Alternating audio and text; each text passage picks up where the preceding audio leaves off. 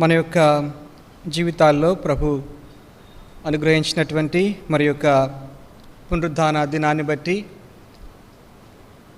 ప్రతిష్ఠితమైనటువంటి మనోహరమైనటువంటి దినాన్ని బట్టి దేవునికి మనము వందనాలు చెల్లించుకుంటూ సజీవులుగా ఈ యొక్క ఉదయకాల సమయంలో ఆయన సన్నిధిలో కనపడటానికై ప్రభు ఇచ్చినటువంటి ఆధిక్యతను బట్టి దేవునికి మనము వందనస్తులమై ఉంటున్నాము. ఈ యొక్క సమయంలో ఆరాధన కోసమై దేవుని వాక్యాన్ని మనం ధ్యానం చేసుకుందాం. కీర్తనల గ్రంథము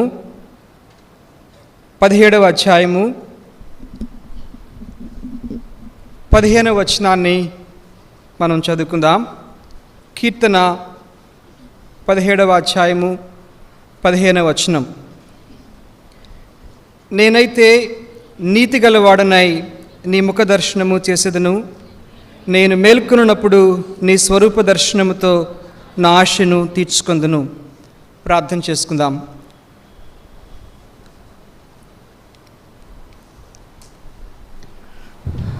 ప్రేమ కలిగిన తండ్రి, పరిశుద్ధుడైనటువంటి మా దేవ, వాక్యమైనటువంటి మా తండ్రి, మీ వందనములు స్తోత్రములు చెల్లిస్తూ ఉంటున్నాను. ఈ యొక్క ఉదయకాల సమయంలో ప్రభువా మీ యొక్క మందిరంలోనికి మమ్మల్ని సమకూర్చినందుకే మీకు స్తోత్రములు చెల్లిస్తూ ఉంటున్నాను. ప్రభువా మా యొక్క హృదయములను మీరు తెరవండి, మా యొక్క ఆత్మీయ నేత్రములను మీరు తెరవండి. దేవా మీ యొక్క సన్నిధిలో ప్రభువా మేము యోగ్యముగా ఆరంభించడానికి మీరే సహాయం చేయండి. దేవా ఈ యొక్క వాక్యమును మీరు మాకు అనుగ్రహించమని ప్రార్థిస్తూ ఉంటున్నాను. ఏ మాటల చేత మీరు మాతో మాట్లాడాలని ఉంటున్నారు ప్రభువా, ఆ మీ యొక్క మాటలు నన్ను మీరు మరుగుపరచి దేవా మా అందరికీ అందించమని, మేము మీకు ఇష్టమైనటువంటి యోగ్యమైనటువంటి ఆరాధన అర్పించలాగిన సహాయం చేయమని యేసుక్రీస్తు ప్రభువారి యొక్క నామంలో వేడుచున్నాం తండ్రి, ఆమేన్.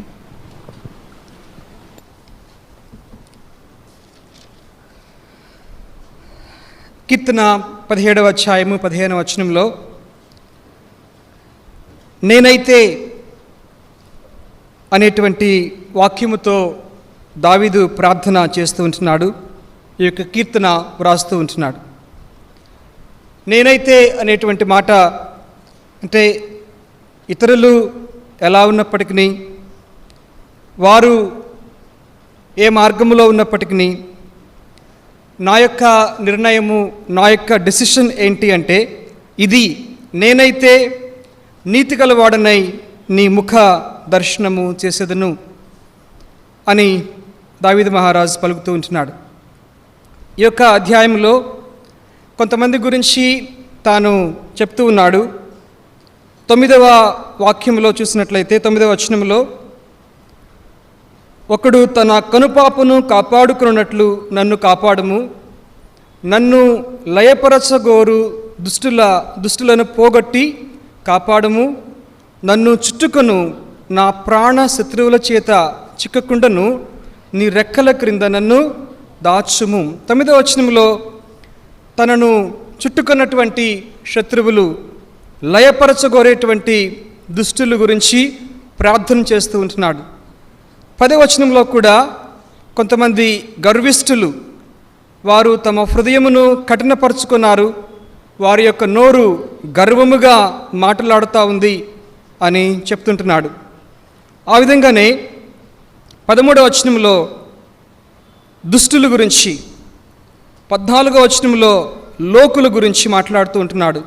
లోకుల చేతిలో నుండి నీ హస్తబలము చేత నన్ను రక్షించుము అని ఈ యొక్క అధ్యాయంలో మరి లోకులు, దుష్టులు, ప్రాణ శత్రువులు, తన్ను చుట్టుకున్నటువంటి వారి గురించి దేవుని సన్నిధిలో ప్రార్థన చేస్తూ, మొరపెడుతూ, కీర్తిస్తూ చివరి వాక్యములో అంటూ ఉన్నాడు, బట్ నేనైతే నీతి కలిగినటువంటి వాడనై నీ ముఖ దర్శనము చేసేదను, నేను మేల్కొనున్నప్పుడు నీ స్వరూప దర్శనముతో నా ఆశను తీర్చుకొందును అంటూ ఉన్నాడు. కాబట్టి దావీదు తన యొక్క కీర్తనలో దేవుని యొక్క స్వరూప దర్శనమును పొందటానికి, ఆయన యొక్క ముఖ దర్శనమును చేయటానికి ఎంత ఆశతో ఉన్నాడో, ఎంత ఆసక్తితో ఉన్నాడో మనం జ్ఞాపకం చేసుకుంటున్నాం. వీరందరూ కూడాను వారి యొక్క మార్గముల్లో, వారి యొక్క మరి జీవితంలో ఉంటుండగా నేనైతే నీతి కలిగినటువంటి వాడనై నీ యొక్క ముఖ దర్శనము చేస్తాను. ఆయనను దర్శించాలి అని, నీతి కలిగినటువంటి నీతిసూరుడైనటువంటి దేవుణ్ణి ఎదుర్కోవాలి అని, ఆయనను ఆరాధించాలి అని దావీదు మహారాజు యొక్క మరి బలమైనటువంటి ఆశగా ఇక్కడ మనం చూస్తూ ఉంటున్నాం.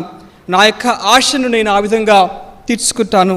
అయితే 15వ వచనము మొదటి వాక్యంలో, నేను ఎలా నిన్ను దర్శించగలను ప్రభువా, నా దేవుని నేను ఎలా దర్శించగలను అంటే, నేను నీతి కలిగినటువంటి వాడనై, అనగా దేవుని యొక్క ముఖ దర్శనాన్ని చేయటానికి, ఆయన స్వరూప దర్శనాన్ని చేయటానికి, ఈ ఉదయకాల సమయంలో మనం కూడా ప్రభువును ఆరాధించటానికి, మన యొక్క ఆత్మలో దేవుణ్ణి ఎరిగినటువంటి వారమై, అనుభవించినటువంటి వారమై, మన యొక్క ఆత్మీయ నేత్రములతో ప్రభువును చూస్తూ ప్రభువును ధ్యానించడానికి రిక్వైర్మెంట్ ఏంటి అంటే, మనము ఎలాంటి వారముగా ఉండాలి అంటే, నీతి కలిగినటువంటి వారమై, righteousness, the requirement of righteousness.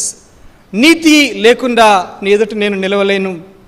నా యొక్క స్వనీతితో కానీ దుర్నీతితో కానీ నీ ఎదుట నేను, దేవుని ఎదుట నేను నిలవలేను. కాబట్టి నీ యొక్క ముఖ దర్శనము చేయాలి అంటే నేను నీతి కలిగినటువంటి వాడనై నీ ఎదుట నేను ఉండాలి అని కీర్తనాకారుడు తన యొక్క మాటలలో చెప్తూ ఉంటున్నాడనమాట. పిల్లారా, మన యొక్క జీవితంలో దేవుని వాక్యం చూసినప్పుడు మనము మరి స్వనీతితో దుర్నీతితో నిండిపోయినటువంటి వారముగా ఉన్నాం. మన యొక్క నీతి దేవుని యొక్క నీతికి ఏమాత్రము కూడాను సరిపోల్చదగినటువంటిది కాదు. మన యొక్క నీతి క్రియలన్నీ కూడాను ఒక దుర్నీతి వస్త్రము వలె ఉంటూ ఉన్నాయి. ఆయన యొక్క సన్నిధిలో, ఆయన దృష్టిలో లెక్క లేనటువంటివిగా ఉంటూ ఉన్నాయి. దేవుడు మనలను ప్రేమించి తన యొక్క నీతి చేత మనలను ఆయన సంధించినాడు. ఒక విధంగా చెప్పాలి అంటే మనం చూసినట్లయితే రోమా పత్రిక 9వ అధ్యాయము 30వ వచనంలో, రోమీలకు రాసినటువంటి పత్రిక 9వ అధ్యాయము 30వ వచనం, అయితే మనమేమందుము, నీతిని వెంటాడని అన్యజనులు నీతిని, అనగా విశ్వాసమూలమైన నీతిని పొందిరి. ఈ మాట చూసినట్లయితే నీతిని వెంటాడనటువంటి అన్యజనులు, అన్యజనులమైనటువంటి మనలను వెంటాడినటువంటి దేవుని యొక్క నీతిగా మనం చూస్తూ ఉంటున్నాం. దేవుని యొక్క నీతి మనలను వెతికింది, మన వెంట పడింది. మన వెంట పడి ఆ యొక్క దేవుని యొక్క నీతి మనలను రక్షించింది అనేటువంటిది మనం జ్ఞాపకం చేసుకుంటున్నాం. ఇది విశ్వాస సంబంధమైనటువంటి నీతి, విశ్వాస మూలమైనటువంటి నీతి. దీనికోసమై మనము ఏమీ పని చేయలేదు, దీనికోసమై ఏమీ మనం కష్టపడలేదు, ఎక్కడికి కూడా వెళ్ళలేదు, ఒక్క రూపాయి కూడా ఖర్చు పెట్టలేదు. మనం చూసినట్లయితే రోమాపత్రిక 4వ అధ్యాయము 5వ వచనంలో, రోమాపత్రిక 4:5లో, పని చేయక భక్తిహీనుని నీతిమంతునిగా తీర్చువాని యందు విశ్వాసముంచువానికి వాని విశ్వాసము నీతిగా ఎంచబడుచున్నది. పని చేయక, ఏమాత్రము కూడాను కష్టపడిన అవసరం లేదు, పని చేయని అవసరం లేదు, శ్రమ చేయని అవసరం లేదు, ఎక్కడికైనా యాత్రలు చేయవలసిన అవసరం లేదు, ఏమాత్రము కూడా ఖర్చు పెట్టిన అవసరం లేదు. ఎలాంటి భక్తిహీనుడైనప్పటికీ కూడాను వానిని నీతిమంతునిగా తీర్చేటువంటి దేవుని యొక్క నీతి, వాని యందు విశ్వాసముంచువానికి వాని విశ్వాసము నీతిగా ఎంచబడుచున్నది. కాబట్టి ఈ యొక్క దేవుని నీతి మన వెంటబడింది, మనలను ప్రేమించింది, మనలను తన యొక్క నీతి చేత ఆయన నాకు రక్షణ వస్త్రములను ధరింపచేసి ఉన్నాడు, తన నీతి అనేటువంటి పైబట్టను నాకు ధరింపచేసి ఉన్నాడు అనే యెషయా గ్రంథము 61వ అధ్యాయంలో మనం జ్ఞాపకం చేసుకుంటూ ఉన్నాం. కాబట్టి ఇది విశ్వాస సంబంధమైనటువంటి నీతి. కష్టపడకుండా, పని చేయకుండా దేవుని యందలి విశ్వాసమును బట్టి మనము పొందినటువంటి నీతి అని మనం జ్ఞాపకం చేసుకుంటూ ఉన్నాం. తర్వాత మరి ఒకటి మనం జ్ఞాపకం చేసుకున్నట్లయితే రోమాపత్రిక 5వ అధ్యాయము 17వ వచనంలో కూడా చూసినట్లయితే, మరణము ఒకని అపరాధమున మూలమున వచ్చినదై ఆ యొక్కని ద్వారానే ఏలిన యెడల కృపా బాహుళ్యమును నీతి దానమును పొందువారు జీవము గలవారై మరి నిశ్చయముగా యేసుక్రీస్తును ఒకని ద్వారా ఏలుదురు. ఇక్కడ మనం చూసినట్లయితే కృపా బాహుళ్యమును నీతి దానము పొందువారు, ఇది మనకొక దానముగా ఇచ్చాడు దేవుడు, మనకొక వరముగా ఇచ్చాడు, మనకొక గిఫ్ట్గా ఇచ్చాడు. ఇది కృపా బాహుళ్యం అనేటువంటి గొప్ప నీతి దానము. ఎలాంటి భయంకరమైనటువంటి పాపినైనా దేవుడు లేవనెత్తి ఉద్ధరించి నిలవబెట్టి నీవు నీతిమంతుడు అని ఆయన తీర్పు తీరుస్తూ ఉంటున్నాడు.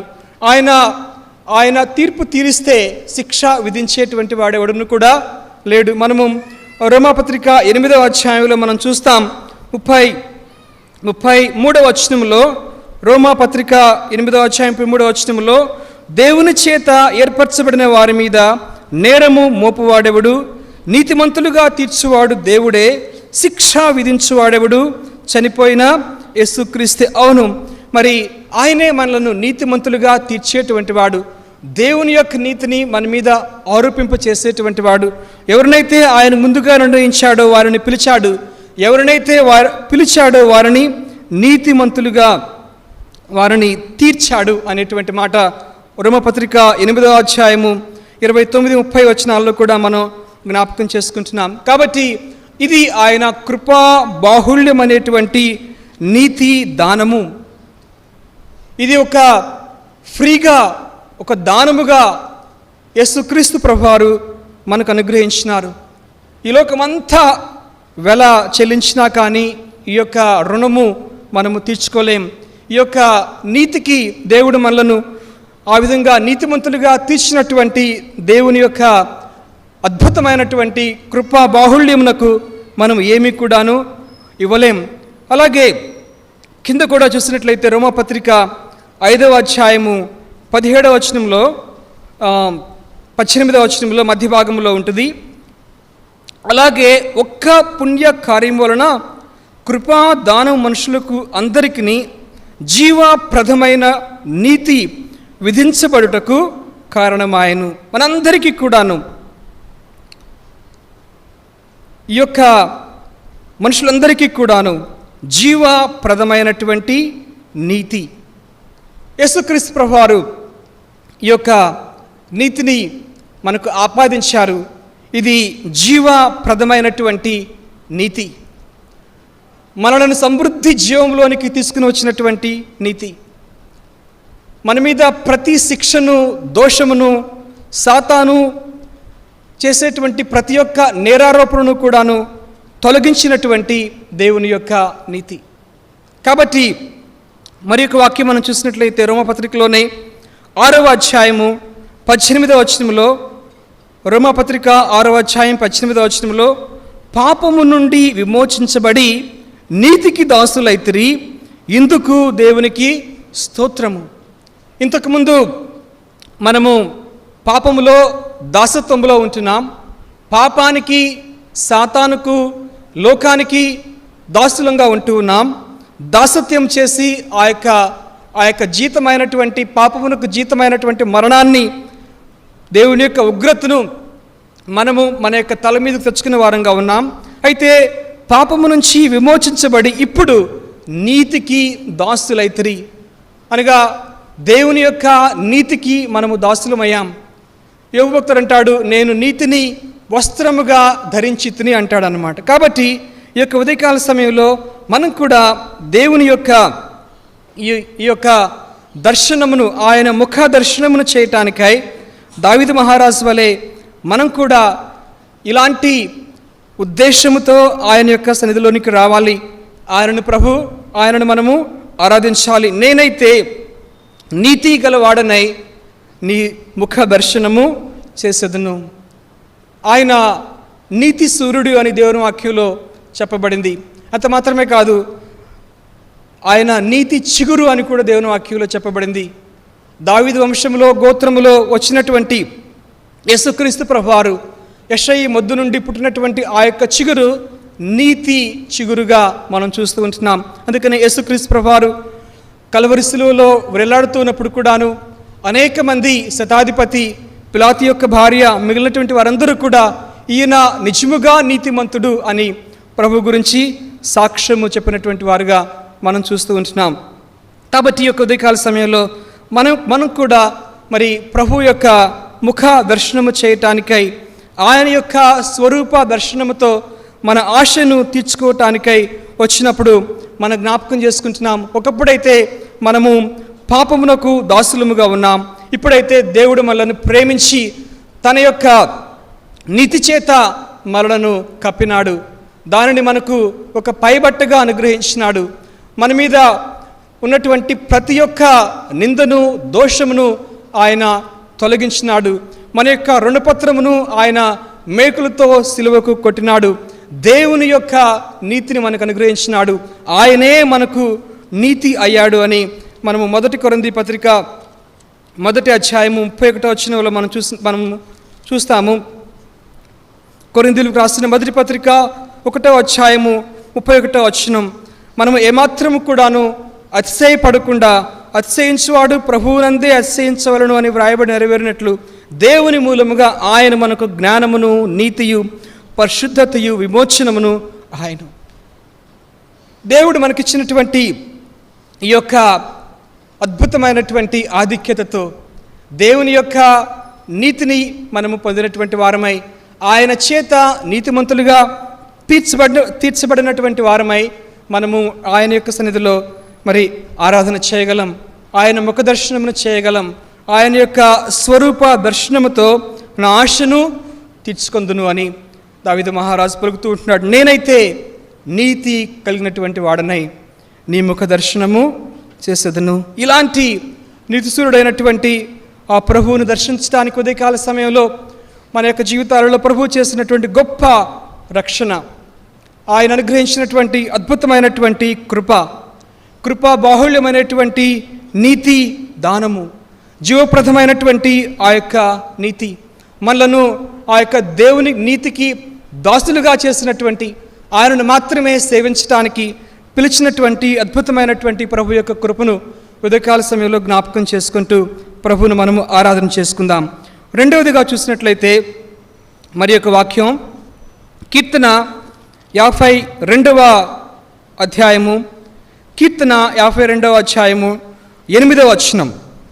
కీర్తన 52వ అధ్యాయము 8వ వచనం.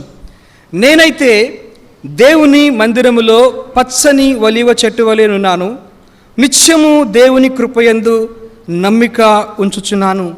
ఇక రెండవ వాక్యంలో కూడా దావీదు మహారాజు, అంటే అప్పటికి ఇంకా రాజు కాలేదు, అరణ్యములో తాను తిరుగులాడుతూ ఉన్నాడు. 52వ అధ్యాయంలో మనం చూసినప్పుడు ఈ యొక్క ఎదోమీయుడైనటువంటి దోయగు సౌలు వద్దకు వచ్చి దావీదు అహీమెలకు ఇంటికి వచ్చి ఉన్నాడని అతనితో చెప్పినప్పుడు దావీదు రచించినటువంటి దైవ ధ్యానము. కాబట్టి తాను ఒక అరణ్యములో తిరుగుతున్నటువంటి భయముతో, లేకపోతే ప్రాణ భయముతో సౌలు నుంచి తప్పించుకొని పారిపోతున్నటువంటి అరణ్య జీవిత యాత్రలో, ప్రయాణంలో ఈ యొక్క మాట తానంటూ ఉన్నాడు.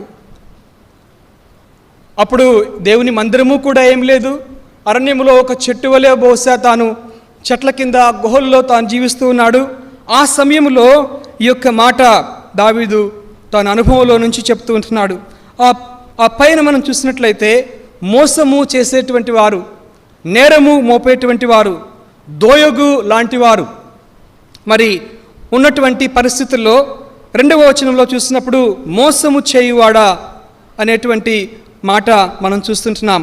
3వ వచనంలో కూడా మేలు కంటే కీడు చేయుటయు, నీతి పలుకుట కంటే అబద్ధము చెప్పుటయు నీకు ఇష్టము అని చెప్తూ ఉంటున్నాడు. 4వ వచనంలో కూడా కపటమైనటువంటి నాలుక కలవాడా అనేటువంటి మాట. అలాగనే 7వ వచనంలో కూడా కొంతమంది దేవుని తనకు దుర్గముగా ఉంచుకొనకుండా వారి యొక్క ధన సమృద్ధి యందు నమ్మిక ఉంచేటువంటి వారు, తన చేటును బలపరుచుకునేటువంటి వారు. కాబట్టి తన చుట్టూ చూసినప్పుడు కపటమైనటువంటి నాలుక కలిగినటువంటి వారు, మోసము చేసేటువంటి వారు, మేలు కంటే కీడు చేసేటువంటి వారు, నీతి కంటే అబద్ధం చెప్పేటువంటి వారు, ధనము యందు ధన సమృద్ధి యందు మరి నమ్మిక ఉంచుకునేటువంటి వారు, అలాంటి వారు తన చుట్టూ ఉన్నటువంటి పరిస్థితుల్లో తన యొక్క అరణ్య జీవిత యాత్రలో తాను భయముతో మరి నిండిపోతున్నప్పుడు తాను దాగుకుంటూ తన యొక్క మరి జీవితంలో అరణ్యంలో దావీదు మహారాజు ఉన్నప్పుడు 8వ వచనంలో తానేమంటూ ఉన్నాడంటే, వీళ్ళందరూ కూడా ఇలా ఉన్నప్పటికీ కూడాను, ఇలాంటి పరిస్థితులు నన్ను చుట్టుముట్టుతున్నప్పటికీ కూడాను, నేనైతే దేవుని మందిరములో పచ్చని ఒలీవ చెట్టు వలె ఉన్నాను, నిత్యము దేవుని కృపయందు నమ్మిక ఉంచి ఉన్నాను. మనకు తెలుసు, కీర్తనల గ్రంథము 92వ అధ్యాయంలో చూసినట్లయితే నీతిమంతులు ఏ విధముగా ఉంటారో అక్కడ వర్ణించబడింది. 92వ అధ్యాయము కీర్తన 12-13 వచనాలలో, నీతిమంతులు ఖర్జూర వృక్షం వల్లే మొవ్వవేయుదురు, లెబానోను మీది దేవదారు వృక్షం వల్లే వారు ఎదుగుదురు. 13వ వచనం, యెహోవా మందిరములో నాటబడిన వారై వారు మన దేవుని ఆవరణముల్లో వర్ధిల్లుదురు. ఈ యొక్క 2 మాటలు 13వ వాక్యంలో, వారు దేవుని మందిరములో నాటబడినటువంటి వారు, దేవుని మందిరములో స్థిరముగా ఉన్నటువంటి వారు, వారు కదలినటువంటి వారు. రెండవదిగా, వారు దేవుని యొక్క ఆవరణములో వర్ధిల్లేటువంటి వారు, ఎదిగేటువంటి వారు, ఫలించేటువంటి వారు. మరి కీర్తన 1వ అధ్యాయంలో కూడాను ఎవరైతే దేవుని యొక్క ధర్మశాస్త్రమునందు ఆనందించుచు దివారాత్రము దానిని ధ్యానించేటువంటి వాడు ధన్యుడు అని కీర్తనాకారుడు చెప్తూ 1వ అధ్యాయము 3వ వచనంలో, అతడు నీటి కాలువలో ఎవరైనా నాటబడినదై ఆకు వాడక తన కాలమందు ఫలమిచ్చేటువంటి చెట్టు వలె నుండును. కాబట్టి ఈ యొక్క పోలిక దావీదు మహారాజు మరి సెలవిస్తూ ఉంటున్నాడు. తన కాలమందు ఫలమిచ్చేటువంటి చెట్టు, యెహోవా మందిరములో నాటబడినటువంటి చెట్టు, యెహోవా మందిరములో దేవుని ఆవరణములో వర్ధిల్లేటువంటి చెట్టు, ఖర్జూర వృక్షం వలె మరి మొవ్వవేసేటువంటి దేవదారు వృక్షం వలె ఎదిగేటువంటి వారు అని జ్ఞాపకం చేస్తూ ఉంటున్నాడు. నేనైతే దేవుని మందిరములో, అప్పటికింకా మరి తాను రాజు కాలేదు, అయినప్పటికీ కూడాను మరి తాను అక్కడ దేవుని మందిరం కూడా కట్టబడలేదు, అయినప్పటికీ కూడాను నేను దేవుని మందిరములో పచ్చని ఒలీవ చెట్టు వలె, సారము కలిగినటువంటి ఒలీవ చెట్టు వలె, ఎదుగుచున్నటువంటి ఒలీవ చెట్టు వలె, దేవుని యొక్క మందిరములో నాటబడినటువంటి దేవుని యొక్క చెట్టు వలె ఉన్నాను. మనము బుక్ ఆఫ్ జడ్జెస్లో చూసినట్లయితే న్యాయాధిపతుల గ్రంథంలో 9వ అధ్యాయము, న్యాయాధిపతుల గ్రంథము 9వ అధ్యాయము 9వ వచనంలో ఒక మాట మనం చూస్తాం. ఇక్కడ చెట్లన్నీ కూడాను ఒలీవ చెట్టు దగ్గరికి వెళ్ళి మా మీద రాజుగా అభిషేకించాలనుకుంటున్నాము అని చెప్పినప్పుడు ఒలీవ చెట్టు ఏమంటది అంటే, న్యాయాధిపతుల గ్రంథము 9వ అధ్యాయం 9వ వచనంలో, మమ్మును ఏలుమని ఒలీవ చెట్టును అడగగా ఒలీవ చెట్టు, దేవునిని మానవులను దేని వలన నరులు సన్మానించుదురో ఆ నా తైలమునియక మాని చెట్ల మీద రాజునై ఉండి అటు ఇటు ఊగుటకు నేను వచ్చేదనా అని వాటితో అనెను. అనగా దేవుని మందిరములో నాటబడినటువంటి ఒలీవ చెట్టు అది దేవునికి ఉపయోగకరంగా ఉంటుంది, మానవులకు ఉపయోగకరంగా ఉంటుంది. నేను దేవుణ్ణి సేవిస్తాను, మరి మానవులకు కూడాను మరి నా యొక్క తైలాన్ని, నా యొక్క ఆయిల్ నూనెను నేను ఇస్తాను. మరి ఆ యొక్క ఒలీవ నూనె ద్వారా దేవుని యొక్క ఆరాధనలో అది ఒక భాగము, అర్పణలో అది ఒక భాగము, ఆ యొక్క అగ్ని వేయటంలో అది ఒక భాగము. కాబట్టి నేను దేవునిని మానవులను ఇద్దరికి కూడాను ఉపయోగకరంగా ఉంటాను. కాబట్టి నేను మీ మీద రాజునై ఉండి అటు ఇటు నేను ఊగను అని ఒలీవ చెట్టు. కాబట్టి మనం కూడా దేవునికి బిడ్డలుగా, మరి ఇంతకుముందు అయితే నిరుపయోగులుగా ఉన్నాం. ఫిలోమోనుకు రాస్తూ అంటాడు పౌలు భక్తుడు, ఒనేసిము అయితే ఇంతకుముందు నిష్ప్రయోజనమైనటువంటి వాడు, అయితే ఇప్పుడు నీకును నాకును ప్రయోజనకారిగా ఉన్నాడు, నీకును నాకును ఆయన ప్రయోజనమైనటువంటి వాడు. కాబట్టి ఇంతకుముందు మనము బహుశా మన యొక్క జీవితంలో ఆశ లేక మన యొక్క జీవితంలో నిరాశలో ఉండి, మన జీవితంలో పాపములో, శాపములో, దుఃఖములో, భారములో, మరణములో ఉన్నటువంటి, ఎండిపోయినటువంటి పరిస్థితిలో ఉన్నటువంటి మనలను ప్రభు ప్రేమించి ఆయన మందిరములోనికి తీసుకుని వచ్చి మందిరములో నాటి ఆయన ఆవరణం వర్ధిల్లేటువంటి వారిగా చేసి ఒక పచ్చని ఒలీవ చెట్టు వలె, అనగా దేవునికి ఉపయోగకరమైనటువంటి పాత్రలుగా, అలాగనే మనుషులకు కూడాను ఉపయోగకరమైనటువంటి పాత్రలుగా ఏ యొక్క సత్క్రియలు అయితే చేయటానికై ప్రభువారు మనలను ముందుగా ఏర్పరచుకున్నారు, ఆ యొక్క సత్క్రియలు చేయటానికై మరి దేవుని మానవులను సేవించడానికై ఉపయోగకరంగా ఉండటానికై ప్రభువారు మనలను మన పట్ల తాను కృప చూపించినారు. నేనైతే దేవుని మందిరములో పచ్చని ఒలీవ చెట్టు వలె ఉన్నాను. చాలా అద్భుతమైనటువంటి దృశ్యం మన యొక్క మనసులో, మన యొక్క కనుల ఎదుట మనం జ్ఞాపకం చేసుకోవచ్చు. దావీదు మహారాజు తన యొక్క చుట్టూ ఎంతో డిస్కరేజింగ్ పరిస్థితుల్లో కూడా తాను పారిపోతూ, తాను దాక్కుంటూ, తాను ప్రాణభయంతో తిరుగుతున్నటువంటి అరణ్య యాత్రలో కూడా ఆ యొక్క దోయగు వచ్చి మరి దావీదు ఇక్కడ ఉన్నాడు అని సౌలుతో చెప్తున్నటువంటి పరిస్థితుల్లో తానైతే ఎంతో ధైర్యంతో ఈ యొక్క అన్ని పరిస్థితుల్లో కూడా నేను స్థిరముగా ఉన్నాను, నేను దేవుని మందిరములో నాటబడినవాడుగా ఉన్నాను, నేను దేవుని మందిరములో పచ్చని ఒలీవ చెట్టు వలె నేను కనబడుతూ ఉన్నాను. అద్భుతమైనటువంటి సాక్ష్యం చెప్తూ ఉంటున్నాడు. నిత్యము నేనైతే దేవుని కృపయందు నమ్మిక ఉంచి ఉన్నాను. ఆ యొక్క పరిస్థితుల్లో ఈ మాట చెప్పడం చాలా కష్టమే. సౌలు రాజు, సైన్యం ఉన్నది, ఎక్కడైనా మరి జల్లడి వేసి రాజ్యమంతటిలో ఎక్కడున్నా తను పట్టుకోగలడు. అయినప్పటికీ కూడాను నేనైతే దేవుని కృపయందు నిత్యము నమ్మిక ఉంచి ఉన్నాను అనేటువంటి మాట తాను సెలవిస్తూ ఉంటున్నాడు. కాబట్టి ఈ కొద్ది కాల సమయంలో మనం కూడా ఎండినటువంటి మన యొక్క జీవితాలను, లేక అడవి ఒలీవ కొమ్మల వలె లోకంలో అటు ఇటు పెరుగుతున్నటువంటి మన యొక్క జీవితాలను ప్రభువారు మరి అక్కడి నుంచి పరికివేసి మరి ఆయనలో మనలను నాటారు, ఆయన యొక్క మందిరములో మనలను స్థిరపరిచారు, ఆయన యొక్క ఆవరణములు వర్ధిల్లటానికే ప్రభువారు కృప చూపించినారు. మనం కూడా ఈ యొక్క ఉదయకాల సమయంలో మరి దేవుడు మన జీవితంలో చేస్తున్నటువంటి ఆ యొక్క మహా గొప్ప కృపను బట్టి మనం కూడా ఆయన మందిరములో పచ్చని ఒలీవ చెట్టు వలె ఆయన యందు నమ్మిక ఉంచి ఉదయకాల సమయంలో మనం ఆయనను ఆరాధన చేద్దాం. మూడవదిగా ఇంకొక వాక్యం చదువుకుందాం. కీర్తనల గ్రంథము 75వ అధ్యాయము 9వ వచనం. కీర్తన 75వ అధ్యాయము 9వ వచనం. నేనైతే నిత్యము ఆయన స్తుతిని ప్రచురము చేయుదును, యాకోబు దేవుని నేను నిత్యము కీర్తించదును.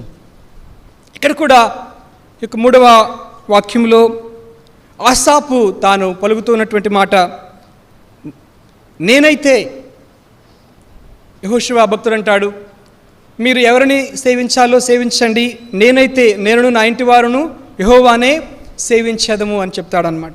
ఇక్కడ కూడా 75వ వచనంలో 75వ అధ్యాయంలో 4వ వచనంలో 5వ వచనంలో ఏ విధముగా అహంకారుల గురించి మాట్లాడుతూ ఉన్నాడు అనమాట. అహంకారులై ఉండకూడని అహంకారులకు నేను ఆజ్ఞ ఇచ్చుచున్నాను. గర్విష్ఠులు, పగురుబట్టినటువంటి మాటలు మాట్లాడేటువంటి వారు 5వ వచనంలో కొమ్ము ఎత్తకుడి, ఎత్తుగా కొమ్ము ఎత్తకుడి, పగురుబట్టిన మాటలు ఆడకుడి అని భక్తిహీనులను నేను ఆజ్ఞ ఇచ్చుచున్నాను. 8వ వచనంలో కూడా ఆ యొక్క భక్తిహీనులైనటువంటి వారు, భూమి మీద ఉన్నటువంటి భక్తిహీనులైనటువంటి వారు దేవుని యొక్క పాత్రలో ఉండేటువంటి ఆ యొక్క ఏదైతే దేవుడు వారికి సిద్ధపరిచాడో పొంగేటువంటి ఆ యొక్క పాత్రలో వారు త్రాగాలి, దానిని వారు మడ్డితో కూడా అది పీల్చి మృంగాలి. దేవుడు దేనికైతే వారిని నిర్ణయించాడో అలాంటి మరి భక్తిహీనులు, పొగరు పట్టినటువంటి గర్విష్ఠులు, అహంకారులు గురించి మాట్లాడుతూ వారు ఇలా మాట్లాడుతూ ఉన్నారు. వారి పరిస్థితి ఇలా ఉన్నది. దేవుడు తీర్పు తీర్చేటువంటి వాడు, ఒకరిని తగ్గించేటువంటి వాడు ఆయనే, హెచ్చించేటువంటి వాడు ఆయనే.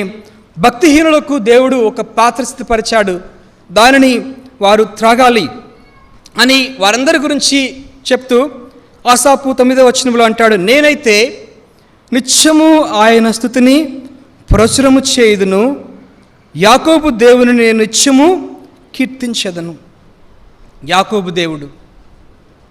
ఉదయకాల సమయంలో మన యొక్క దేవుడు యాకోబు దేవుడు, ఇశ్రాయేలు దేవుడు. యాకోబు దేవుడు మనకు ఆశ్రయమై ఉన్నాడు. ఎవరికైతే యాకోబు దేవుడు సహాయుడగునో, మరి ఎవరైతే యాకోబు దేవుని మీద ఆశ పెట్టుకునో వాడు ధన్యుడు అని దేవుని వాక్యంలో జ్ఞాపకం చేసుకుంటూ ఉన్నాం. దేవుని గురించి వ్రాయబడింది, ఆయన యాకోబు యొక్క బలిష్ఠుడు అని వ్రాయబడింది. దావీదు మహారాజు అంటాడు, యాకోబు యొక్క బలిష్ఠునికి నేను ఒక నివాస స్థలాన్ని ఏర్పరచాలి అని. దేవుడు యాకోబును ప్రేమించాడు, ఏశావును ద్వేషించాడు దేవుని వాక్యంలో వ్రాయబడింది. ఆ యొక్క యాకోబు దేవుడు ఉదయకాల సమయంలో మనకు కూడా ఆశ్రయమై ఉన్నాడు. యాకోబుకు దేవుడు వాగ్దానం చేశాడు, నేను నీతో చెప్పినది నెరవేర్చే వరకు నేను నిన్ను విడిచిపెట్టను అని. కాబట్టి యాకోబు దేవుడు మనలను విడిచిపెట్టనటువంటి దేవుడు. ఆయన యొక్క ప్రతి వాగ్దానమును కూడాను మన పక్షముగా నెరవేర్చేటువంటి దేవుడు. యాకోబును దీవించినటువంటి దేవుడు. యాకోబు యొక్క గర్భంలో నుంచి వచ్చినటువంటి ప్రతి దానిని కూడాను దేవుడు దీవించాడు. అందరినీ కూడాను గోత్రకర్తలుగా చేశాడు. యాకోబులో ఏమాత్రం కూడా మంచితనం లేదు, విశ్వాస్యత లేదు. ఆయన మోసగాడు అయినప్పటికీ కూడాను ఇశ్రాయేలుగా మార్చినటువంటి దేవుడు. యాకోబు యొక్క దేవుడు అద్భుతమైనటువంటి దేవుడు.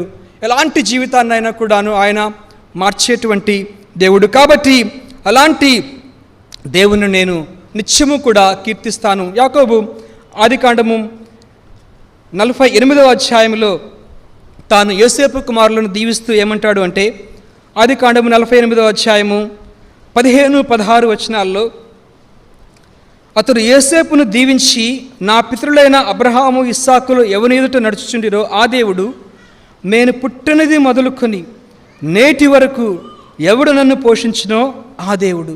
చాలా మంచి మాట. నేను పుట్టింది మొదలుకొని ఇప్పటి వరకు ఎవరైతే నన్ను పోషిస్తూ ఉన్నారో. యాకోబు చాలా కష్టపడ్డాడు. ఆయన దివారాత్రులు కూడాను కష్టపడ్డాడు.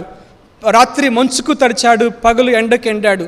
చాలా చాలా సేవ చేశాడు. అయినప్పటికీ కూడా అంటూ ఉన్నాడు, మరి తన యొక్క కష్టమును బట్టి, తన శ్రమను బట్టి, తన యొక్క పనిని బట్టి కాదు, కానీ నేను పుట్టినది మొదలుకొని నేటి వరకు ఎవడు నన్ను పోషించను ఆ దేవుడు. అనగా సమస్తమైన కీడుల్లో నుంచి నన్ను తప్పించినటువంటి ఈ దూత ఈ పిల్లలను ఆశీర్వదించునుగాక అంట. సమస్తమైనటువంటి కీడులు, ఈ యొక్క పరిస్థితుల్లో మనం కూడా ఒక కీడు, ఒక ఈవిల్ భూమి మీదకు విడుదల చేయబడింది. కీడు ఏ మూలనుందో మనకు తెలియదు. ఈ యొక్క కీడు జరిగేటువంటి కాలంలో, ఈ యొక్క భయంకరమైనటువంటి పరిస్థితుల్లో లోకం మీదకి విడుదల చేయబడినటువంటి అగ్ని వంటి మహాశ్రమ మనము చూస్తున్నటువంటి యొక్క దినాల్లో యాకోబు దేవుడు మనకు తోడై ఉన్నాడు. యాకోబు యొక్క దేవుడు మనకు ఆశ్రయమై ఉన్నాడు. యాకోబు యొక్క దేవుడు మనకు దుర్గమై ఉన్నాడు. యాకోబు యొక్క దేవుడు తన యొక్క ప్రతి వాగ్దానాన్ని మన పక్షముగా నెరవేర్చేటువంటి దేవుడు. యాకోబు యొక్క దేవుడు సమస్తమైనటువంటి కీడుల్లో నుంచి తప్పించేటువంటి దేవుడు. యాకోబు యొక్క దేవుడు మనలను పోషించేటువంటి దేవుడు.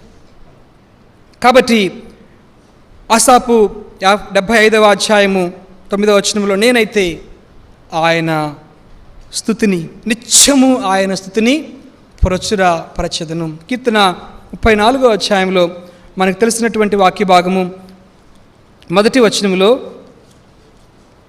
నేను ఎల్లప్పుడూ యెహోవాను సన్నుతించెదను, నిత్యము ఆయన కీర్తి నా నోట నుండును. నిత్యము ఆయన కీర్తి. నేనైతే నిత్యము ఆయన స్తుతిని ప్రచురము చేస్తాను. యాకోబు దేవుని నిత్యము కీర్తిస్తాను. ఎందుకు అంటే భక్తిహీనుల కొమ్ములన్నింటినీ కూడాను ఆయన విరగొట్టేటువంటి దేవుడు. నీతిమంతుల కొమ్ములను ఆయన హెచ్చించేటువంటి దేవుడు. రక్షణా శృంగముగా మన కొమ్ములను ఆయన ఎత్తాడు. మనలను ఆయన రక్షించాడు. మనలను ఆయన తన యొక్క సన్నిధికి నడిపించాడు. మనలను ఆయన బ్రతికించాడు. ఈ యొక్క పరిస్థితుల్లో దేవుని యొక్క సన్నిధిలో సజీవులో కనబడటానికై ప్రభువారు మనకు కృప చూపిస్తూ వచ్చాడు. కాబట్టి ఈ కొద్ది కాల సమయంలో ఈ యొక్క వాక్యాలను మనం జ్ఞాపకం చేసుకుంటూ మరి ఈ యొక్క పరిస్థితుల్లో లోకంలో ఎవరు ఎలా ఉన్నప్పటికీ కూడాను మనం కూడా ప్రభుతో చెప్దాం, ప్రభా నేనైతే నిత్యము కూడా నీ యొక్క మందిరములో ఒలీవ చెట్టు వలె ఉన్నాను. నిత్యము కూడా నీ యొక్క స్తుతిని నేను ప్రచురము చేస్తాను. నేనైతే నీతి కలిగినటువంటి వాడనై నీ యొక్క ముఖ దర్శనమును చేస్తాను. నీ యొక్క సూర్య ప్రదర్శనముతో నా ఆశను తీర్చుకుంటాను. నిన్ను మాత్రమే ఆరాధిస్తాను. నీ ఎదుట మాత్రమే నా యొక్క మోకాలు వంగుతుంది. నీ నామమును మాత్రమే నేను గణపరుస్తాను. నిత్యము కూడా నీ కీర్తి నా నోట ఉండును అనేటువంటి మన యొక్క ఆరాధన హృదయమైనటువంటి హృదయమంతటితో కూడా మన యొక్క జిహ్వా ఫలాన్ని ఆరాధన యోగ్యంగా అర్పించడానికై ప్రభు మనకందరికి కూడా సహాయం చేయనుగాక. ఆమేన్.